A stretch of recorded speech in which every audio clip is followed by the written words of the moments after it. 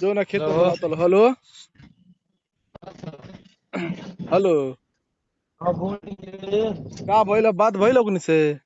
हाँ बात भइल रहल 12-1 बजे करीब में उ गइल बड़ा सनेत से है का नंबर।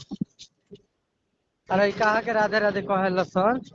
हैं? अरे कहाँ के राधे राधे कहेला सन। अब तो हर जगह राधे राधे लोग कहेला। बा खैना वाला सनम लीलो। और जो थे वृंदावन।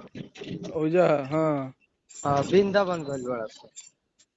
और परसों तब कोनिया कह दे जो समौर बनी सन। बहु है वृंदावन गइल बड़ा सन ओइ दिने के गइल बड़ा सन। हाँ। हाँ। तो तू कहाँ बड़ा अभी? अभी हम तो मने एथी चौक गइनी समोर चौक गइल। कहाँ गइल लो का कहीं? बस वीडियो कॉलिंग करी थे साथ सही हम तबियत खराब रहल। एक और साथ से गोरखपुर जिले में 11 बजे से लेके दस। हम्म। वीडियो कॉलिंग कर लेना तो वो मेरे को बुझाई कि गई रहल देखा देता नहीं साथ से आप। तो उ मने का कहतर सब तब तो ओकनी के मतलब नाहिए मानल जाओ ओकनी के।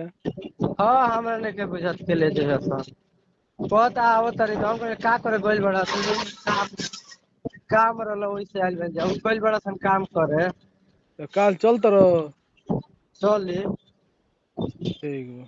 चली ट्राई कर जाओ चल ले जा तुमको ही रात है ये नहीं ना तुमको ही रात। आ, ठीक बाटे कहीं चलो कल से।